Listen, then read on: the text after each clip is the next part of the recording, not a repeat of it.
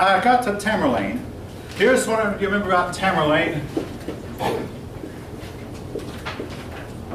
Tamerlane built up a huge empire, and the extent of his empire is shown on page 250. Tamerlane was a Mongolian who came down from Mongolia, and the Mongolians temporarily stopped the advance of Islam, as Islam was making a lot of headway into India.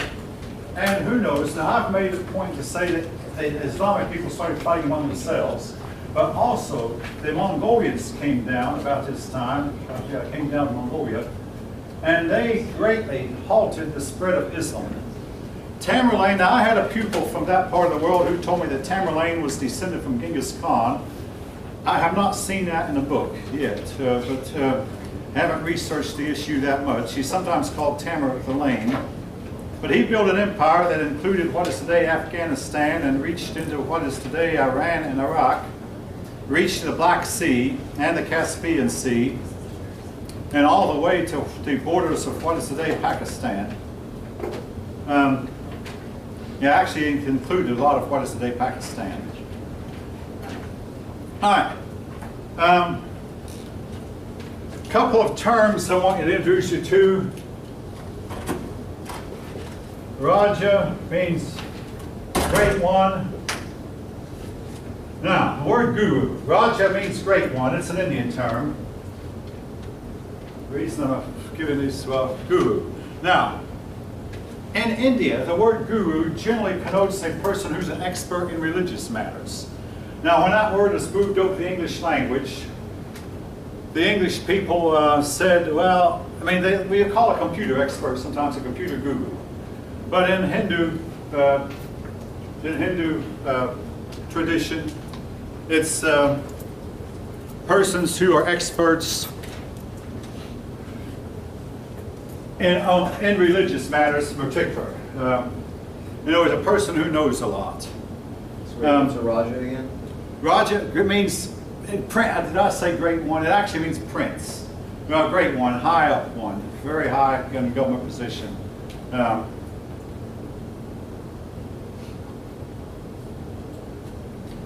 right.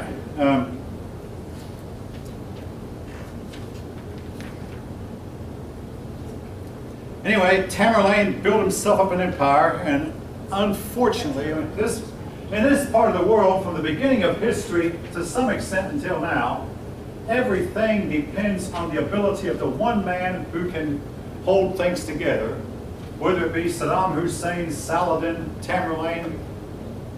And it's not like they follow a constitution, they'll follow a person. And if that person can only live 500 or 600 years, I mean, who knows, they might bring stability to the region. But human life is much, much shorter than that. And when these people pass on, oftentimes there's followed a period of chaos.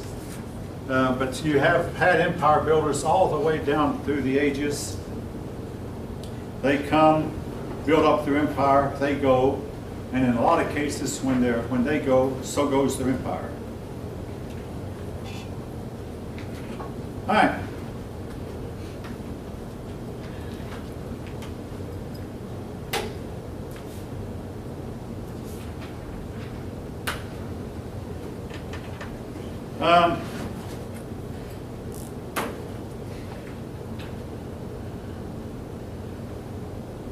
Islam did have some effect on India. For instance, Indian men noticed that Muslim men kept their women in seclusion, so they kept them in seclusion also. A practice called purdah or porta. Don't worry about the name. I promise you, you won't see it on the test, but you will see, possibly will see, that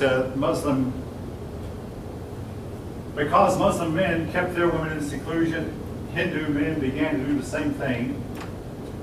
In other words, these two groups more or less copy from each other. Now, your book says that obviously Islam is very monotheistic.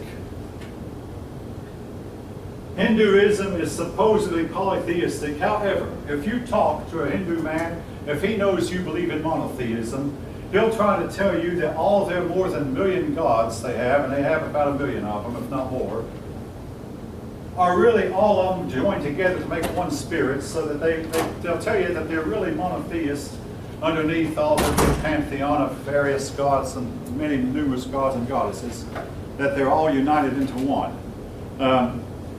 Nevertheless, the two groups had some differences.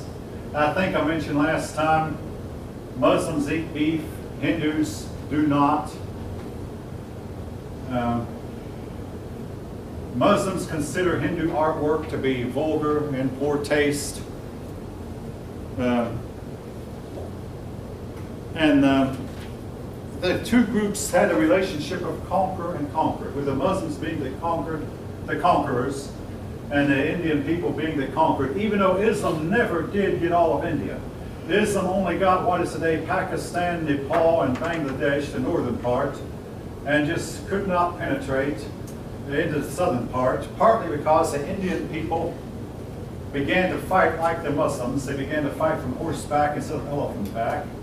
They began to join together to fight their common enemy. The Muslims, when they first came to India, caught the people of India off guard. Now, to make a long story short, the Islamic people and the Hindu people opposed each other for about 400 years. Islam first arrived sometime around 10 and 1100. But then, in 1497, and this is a book ends, but it does mention it. In 1497, the Portuguese came all the way around Africa. Now, the first Portuguese ship to go around Africa had a crew that was suffering from scurvy, which we know was caused by vitamin deficiency. They were dirty and they were ragged, and they did not make any impression on these Hindu people at all at first. Little did they know, though, that these Portuguese sailors were going to bring other Europeans with them, and eventually Europeans were to conquer India. Now, I think all of you know that Great Britain once had 13 colonies here in Georgia. Well, maybe had 13 colonies here in North America, and one of the colonies was Georgia. I mean, I'm not going to ask for a show of hands, but hopefully all of you know that. And Great Britain lost its 13 colonies. What does this have to do with the lesson? Well, after Great Britain had lost its 13 colonies, to save face, they went all the way around Africa and they conquered India. And Lord Cornwallis, anybody ever heard of him? Nobody? He's the general, the British general who surrendered to George Washington at Yorktown. Well, Lord Cornwallis went home in defeat, but the British government sent him along with Robert Clive, and they conquered India and were to hold it. Now, what I'm getting at is India was to fail to unite itself. It was to suffer at the hands of the Muslims, at the hands of the Mongolians, at the hands of the Mughals, for a while even at the hands of Alexander the Great, then at the hands of the British. They were to be either ruled by foreigners or disunited, and this was to remain true until about 1947.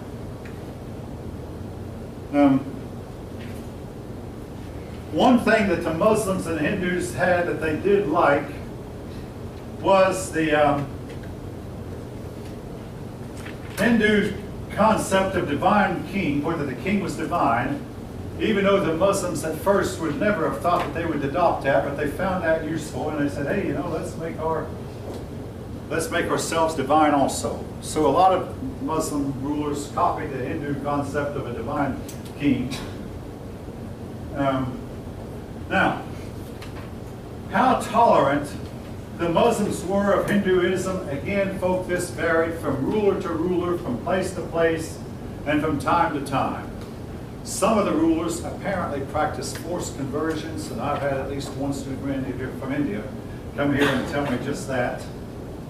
And in some cases, the Muslim rulers were tolerant. You cannot make a blanket statement. Again, it varies depending on the time, depending on the place.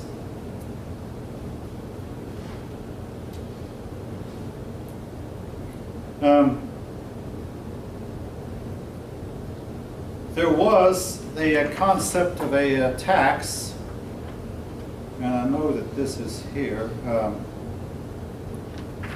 called a jizya. Anyway, if I can find a reference to that tax, that all non-Muslims had to pay. Anyway, No, I don't see it here, but it was a tax. It was the way the Muslims treated their conquered peoples. The Muslims would require that the conquered people's houses be lower than Islamic houses. Conquered peoples were not allowed to ride on the back of a beast because this could put them higher up than Muslims. They were not allowed to wear tall hats because this might make them look taller than Muslims. And they had to pay a special tax, and again, this would help guarantee that they'd be poorer than Muslims.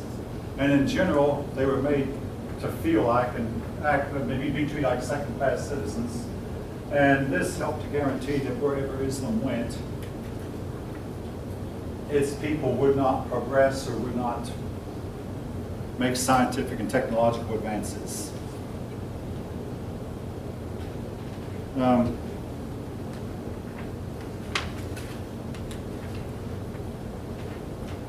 The caste system, the Muslims decided, hey, that's great, and they even began to adopt part of it for themselves. In general, Islam is egalitarian. And in general, of course, Hinduism is not. Nevertheless, when these people came over and found it to me, Did you say Islam was egalitarian? Islam intends to be egalitarian in that they don't have a priest. Among others, they don't have a priest. And of course, obviously, they have their rich and their poor. And yes, one of the problems with Islamic society is that 98% of its people are poor at the bottom, and only 2% can be considered rich. Now, I had a man in one of my classes recently who said he'd been to a Muslim country and saw all kinds of automobiles and all kinds of fancy, highly dressed people. That's fine and good, but did he just leave the big city and go out and see how the ordinary people live? And I've heard that the ordinary people do not all live like the people in the cities live.